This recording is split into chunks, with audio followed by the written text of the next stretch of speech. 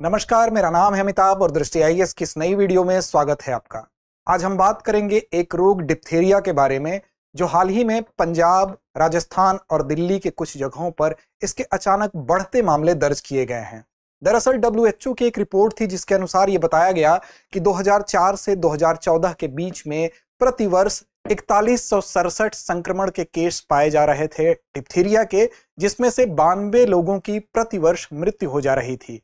वहीं 2018 में आप देखेंगे तो ये मामला अचानक से बढ़ जाता है और प्रतिवर्ष मरने वालों की जो संख्या है वो 8788 पर पहुंच जाती है। वहीं पर 2024 की अगर बात करें तो ये आंकड़ा एक बार फिर से डरावनी तस्वीर प्रस्तुत करता है। और ये जो आंकड़ा है 2004 से लेकर 14 के बीच का जो आंकड़ा है, ये पूरी दुनिया का लगभग 50% आंकड़ा था। ये पहले ही एक भयावह स्थिति थी। ऐसे में 2024 में इन राज्यों में बढ़ती हुई संख्या एक बार फिर से इस रोग के प्रति हमें सचेत करती है। तो आज के इस एपिसोड के माध्यम से हम समझेंगे वास्तव में ये डिप्थीरिया रोग क्या होता है, किसकी वजह से होता है, इसके क्या लक्षण होते हैं, क्या बचने के उपाय होते हैं, साथ ही भारत में जो टीकाकरण कार्यक्रम चलाया गया उसकी वजह से इस पर कैसे नियंत्रण का प्रयास किया गया, इन सभी पहलुओं को समझेंगे आज के इस वीडियो के माध्यम से। तो शुरुआत करते हैं आज के इस वीडियो की डिप्थीरिया का प्रकोप इस शीर्षक के अंतर्गत।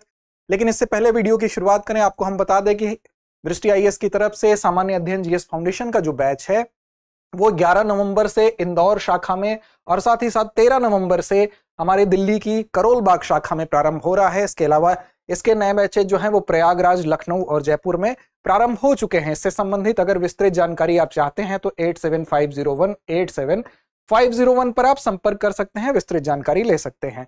चर्चा के बिंदुओं की बात करें तो खबर के साथ साथ चर्चा में क्यों है, इस बात को जानने के साथ डिप्थीरिया के लक्षण, उपचार, इस रोग के विषय में कुछ प्रमुख तथ्य, क्यों फैलता है, इसके अलावा आपसे हम उम्मीद करेंगे कि बैक्टीरिया जनित कुछ अन्य जो बीमारियां हैं उसको कमेंट में आप कमेंट बॉक्स में कमेंट करके बताएं कि कौन कौन सी बीमारियां हैं जो बैक्टीरिया की वजह से होती हैं।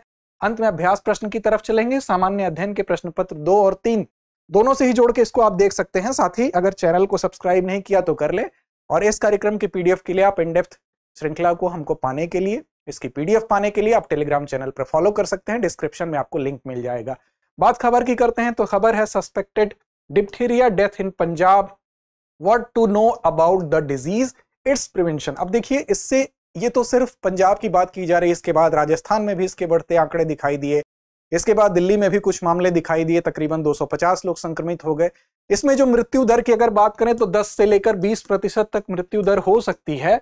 और विशेष रूप से आप देखेंगे 2014 के बाद का आंकड़ा है, 18 में अचानक से केस बढ़ते हैं, 8788 लोग प्रतिवर्ष संक्रमित होते हैं। ये दर अचानक से लगभग दोगुनी हो गई। वहीं पर 2024 में उसी रफ्तार से बढ़ता हुआ ये दिखाई दे रहा है। ऐसे में जो टीकाकरण कार्यक्रम है उसको और गति देने की आवश्यकता की तरफ हमारा ध्यान जाता है। तो देखिए, राजस्थान में फिलहाल पंजाब के बाद दूसरे चरण में आप देखेंगे यहाँ 8 बच्चों की मौत भी हो गई है। हालांकि मौत इसमें बहुत जल्दी नहीं होती है, लेकिन चूंकि ये 1 वर्ष से लेकर जो 5 वर्ष के बच्चे होते हैं, विशेष रूप से ये उनको टारगेट करता है। तो इस वजह से बच्चों का संक्रमित होना और उनकी जो मृत्यु दर है, आज के समय में जब हम टीकाकरण की तरफ बढ़ चुके हैं, काफी अगले चरणों में हम पहुंच चुके हैं, फिर भी अगर बच्चे मरते हैं तो एक चिंताजनक तस्वीर हमारे सामने और गंभीर स्थिति को स्पष्ट करता है। तो सबसे पहले समझते हैं डिप्थीरिया में होता क्या है, ये रोग क्या है। तो देखिए, ये चिंताजनक तस्वीर इसलिए भी है क्योंकि ये एक प्रकार का संक्रामक रोग है और आप जानते हैं संक्रामक रोग क्या होता है, जो एक व्यक्ति से दूसरे व्यक्ति तक फैल सकता है।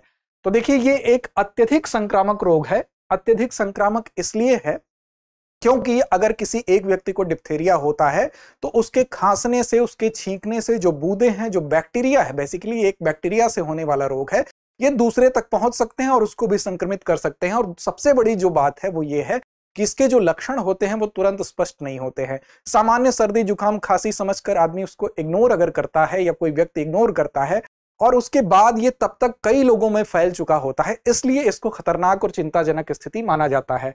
क्या होता है इसमें? तो इसमें नाक, गले और श्वास नली जो ट्रेकिया होता है उसमें गंभीर सूजन हो जाता है। और बेसिकली इसका कारण क्या होता है? तो ये बैक्टीरिया का ही एक हम प्रकार कह सकते हैं, एक उपभेद कह सकते हैं, जिसका नाम है कोरिनेबैक्टीरियम डिप्थीरिया। ये नाम याद रखेंगे, कोरिनेबैक्टीरियम डिप्थीरिया के कारण होता है, अर्थात एक प्रकार का ये बैक्टीरिया है, जीवाणु है, इसी के कारण ये रोग होता है। और इस रोग से ग्रसित होने के बाद जहां श्वास नली में गंभीर सूजन की स्थिति बनती है। इसके अलावा आप देखेंगे एक प्रकार का विषाक्त पदार्थ टॉक्सिन जो है उसका स्रावण होता है, और वो विषाक्त पदार्थ क्या होता है, लोगों को और ज्यादा बीमार करता है, क्योंकि ये संक्रमित होते होते हमारे हार्ट को भी प्रभावित कर सकता है, हमारे शरीर के जो अन्य हिस्से हैं यकृत को भी प्रभावित कर सकता है। तो ये गले से इसकी शुरुआत जरूर हो रही है, लेकिन ये बाकी हिस्सों को भी प्रभावित कर सकता है और इसमें मृत्यु हो सकती है। 10 से 20% इसका जो रेशियो है, इस वजह से ये चिंताजनक स्थिति है। अब देखिए, जो संक्रमित व्यक्ति है उसकी जो श्लेष्मा झिल्ली होती है, जो म्यूकस मेम्ब्रेन होती है, वो बेसिकली देखिए इसमें जो टॉन्सिल होता है, टॉन्सिल क्या होता है, तो गोल गोल दो छोटे छोटे मांस के हमारे गले में गुठलियां जैसी होती हैं, जो कि रोग प्रतिरोधक प्रणाली को वो बढ़ाती हैं, रोग प्रतिरोधक प्रणाली को मेंटेन करती हैं और शरीर को हमारे संक्रमण से बचाती हैं। अब इसमें बैक्टीरियल जो वायरस होता है, जो बैक्टीरिया होता है, उससे हमारी रक्षा करती हैं, उसको शरीर के अंदर नहीं जाने देती हैं। अब ये उसी भाग को अगर संक्रमित कर देगा तो इसका मतलब कि हमारे शरीर के अंदर वो चीजें जो विषाक्त पदार्थ हैं वो अंदर प्रवेश करने लगते हैं। तो डिप्थीरिया जो है, बैक्टीरिया एक व्यक्ति से दूसरे व्यक्ति में फैलता है और खांसने छींकने जैसी आम प्रवृत्ति के कारण किसी के श्वसन से निकलने वाली जो बूंदें हैं उससे भी बैक्टीरिया दूसरे तक पहुंचता है। साथ साथ इसमें खुले घाव भी हो सकते हैं, तो उन घावों को छूते हैं या उस व्यक्ति द्वारा, जो संक्रमित व्यक्ति द्वारा अगर इस्तेमाल की गई किसी चीज को भी हम छूते हैं तो उससे भी संक्रमण फैल सकता है। इस वजह से ये एक चिंताजनक स्थिति मानी जाती है। अब इसमें क्या लक्षण होते हैं, कैसे पता चलता है? सामान्य रूप से इसके लक्षण जो होते हैं 2 से 5 दिन के बाद ही प्रकट होते हैं, इसलिए शुरुआत में इसको लोग इग्नोर कर देते हैं। सबसे ज्यादा टारगेट करता है 1 से 5 वर्ष की आयु के बच्चों को। अब इसमें इस लक्षण के बाद में प्रकट होने की वजह से इसमें बुखार होगा, शरीर में दर्द होगा, इसके अलावा आपको जुकाम सर्दी जैसी स्थिति होगी, निगलने में प्रॉब्लम होगी, गले में सूजन की स्थिति होगी। तो ये सारी चीजें आपको जैसे ही प्रतीत हो, आपको विलंब नहीं करना चाहिए, आपको एक बार डॉक्टर से परामर्श जरूर लेना चाहिए। तो गले और टॉन्सिल को ढकने वाली एक मोटी प्लाज्मा मेम्ब्रेन जिसको कहते हैं, ग्रे झिल्ली होती है, उसमें जो झिल्ली जो मेम्ब्रेन होती है वो मोटी हो जाती है, सूजन हो जाती है, और ये उसका प्राथमिक लक्षण ये भी है। गले में आपके खराश बनी रहेगी, आपका स्वर बैठ जाएगा, जैसे गला बैठना जिसको कहते हैं उस तरह से गला बैठा हुआ आवाज आएगी। गर्दन में सूजी हुई जो ग्रंथियां हैं, बढ़े हुए लिम्फ नोड जो होते हैं वो बढ़ जाएंगे, सूजन प्रतीत होने लगेगी। आपको सांस लेने में भी कठिनाई होगी, तेज सांस लेने का मन करेगा, क्योंकि जाहिर सी बात है जब गले में सूजन होगी तो ऑक्सीजन की प्रचुर मात्रा नहीं पहुंचेगी, और ऑक्सीजन की प्रचुर मात्रा नहीं पहुंचने से आपके शरीर के बाकी हिस्से भी प्रभावित होंगे। तो नाक से स्राव होगा, बुखार और ठंड लगेगी, थकान महसूस होगी। साथ ही साथ इसके अगले चरण में जो टॉक्सिक पदार्थ होते हैं, जो विषाक्त पदार्थ होते हैं, वो अगर रक्त के माध्यम से अगर रक्त में मिलते हैं तो बाकी हिस्सों को, जैसे हार्ट हो गया, आपका हृदय हो गया, तंत्रिका हो गया, या आपका जो गुर्दा है, किडनी है, वो भी प्रभावित हो सकता है। तो ध्यान रखेंगे, त्वचा संक्रमण भी हो सकता है और खुले घाव भी हो सकते हैं, जैसे अल्सर हो सकते हैं। तो ऐसी कंडीशन में इन खुले घावों के संपर्क की वजह से भी बैक्टीरिया दूसरे तक पहुंच सकता है। तो संक्रामक होना और प्लस इन लक्षणों का आम होना, ये दोनों इसको और खतरनाक बनाता है, इसलिए इसमें सावधानी की आवश्यकता होती है। अब क्या उपचार होता है? तो देखिए, इसमें 2 तरह के उपचार होते हैं। एक तो जो टॉक्सिक पदार्थ हमारे बॉडी में है, सबसे पहले उसको रोकने के लिए एंटीटॉक्सिन पहला उपचार ये होता है। अर्थात जो विषाक्त पदार्थ होता है वो हमारे शरीर में ऊतकों से जब तक संपर्क उसका नहीं हुआ है, तो उनको रोकने के लिए सबसे पहले एंटीटॉक्सिन दिया जाता है। इसमें क्या होता है कि डिप्थीरिया द्वारा जो भी विष या टॉक्सिन्स हैं उनको बेअसर कर देता है।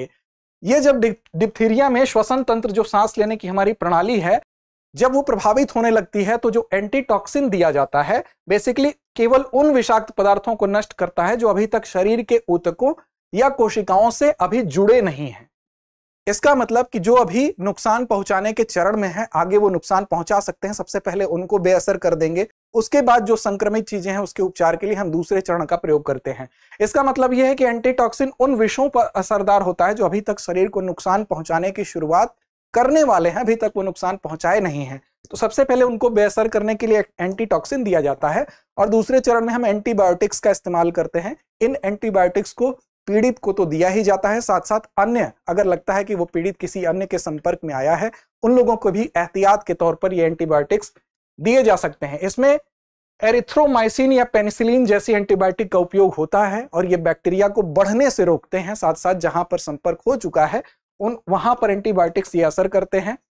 और इनका उपयोग क्या करता है, तो अब उस बैक्टीरिया को जो और ये फैलने से रोकेगा, उसके प्रसार को रोकेगा। साथ साथ जो पहला चरण था वो विषाक्त पदार्थों को कंट्रोल करने के लिए था। साथ साथ श्वसन प्रणाली जो है और त्वचा को जो भी प्रभावित करने वाले डिप्थीरिया के जीवाणु हैं, बैक्टीरिया हैं, उनको अब इस एंटीबायोटिक्स के माध्यम से कंट्रोल किया जाएगा। इसका एक कोर्स होता है, उस कोर्स के माध्यम से उसको कंट्रोल किया जाएगा। तो शुरुआती सबसे बड़ा जो नुकसान है वो ये है कि हम जब इसका लक्षण दिखता है तो इसको सामान्य बुखार, सर्दी, जुकाम मान लेते हैं, इसलिए ये ज्यादा खतरनाक होता है। और मृत्यु की जो स्थिति बनती है वो इसीलिए बनती है कि शुरुआती लापरवाही होती है। तो ऐसे स्थिति में हमको डॉक्टर का परामर्श लेना चाहिए। अब देखिए, इस प्रकार के जितने भी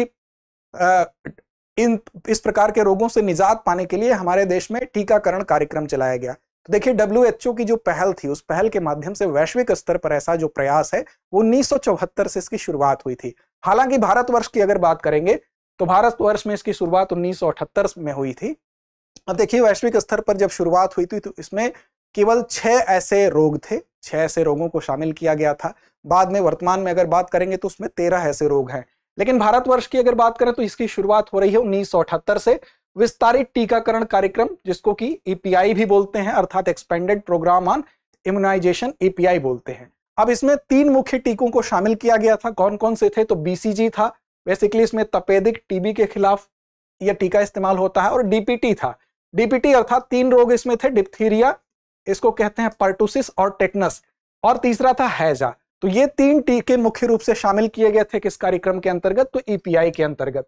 इसके बाद इसको और विस्तारित किया गया। कब किया गया? तो 1985 में, 1985 में सार्वभौमिक टीकाकरण कार्यक्रम अर्थात UIP, EPI को और विस्तारित किया गया। और यहां पर इस TPI जो ये टीकाकरण कार्यक्रम है, इसमें परिवर्तन थोड़ा और किया गया, और यहां पर प्रमुख रूप से जो 12 ऐसे टीके थे उसको शामिल किया गया, जिनमें कई नई बीमारियों को भी जोड़ा गया।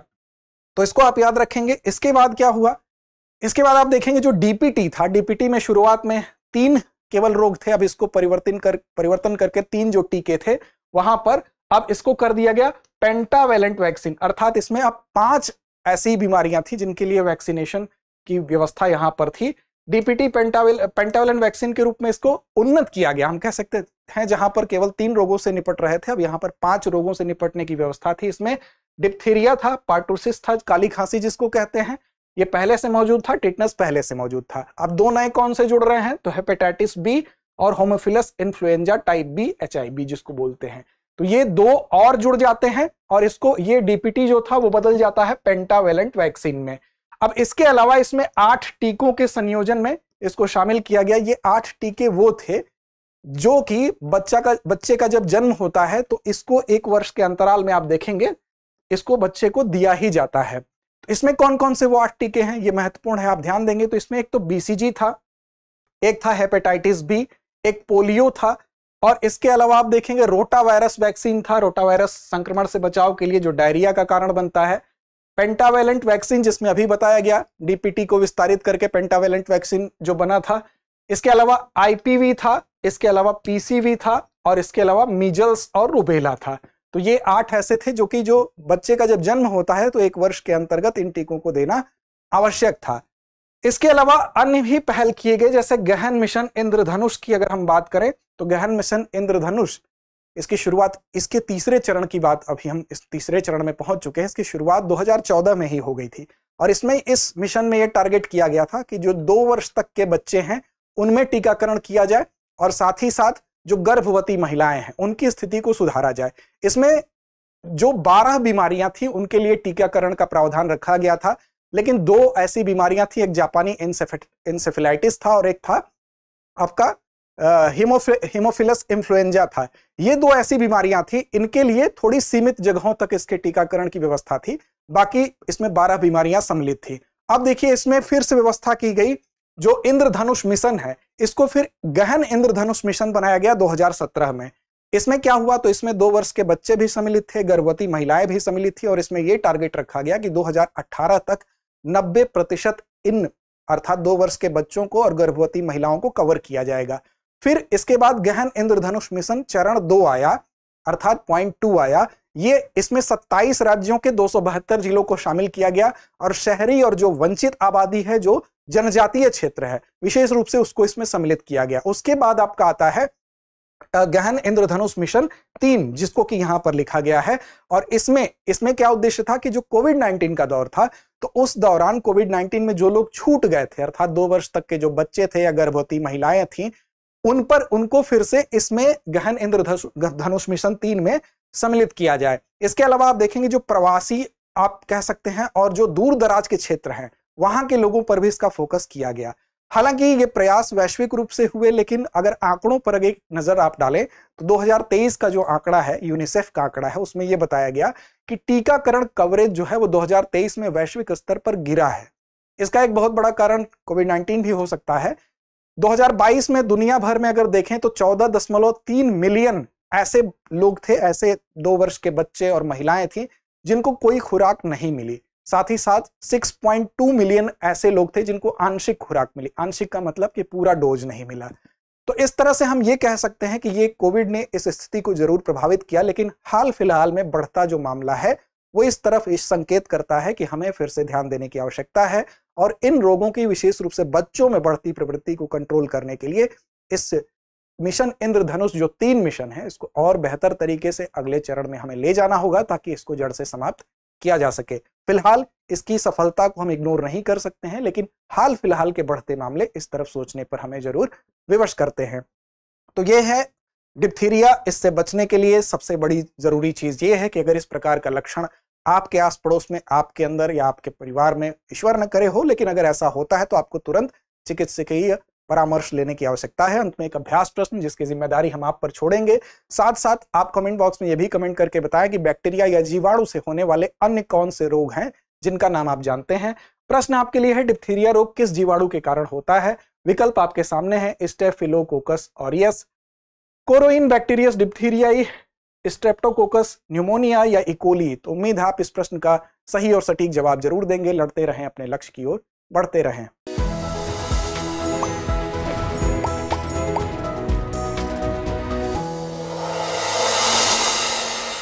डियर व्यूअर्स, अपने एग्जाम की तैयारी को और बेहतर करने के लिए हमारे चैनल को लाइक, शेयर और सब्सक्राइब करना न भूलें।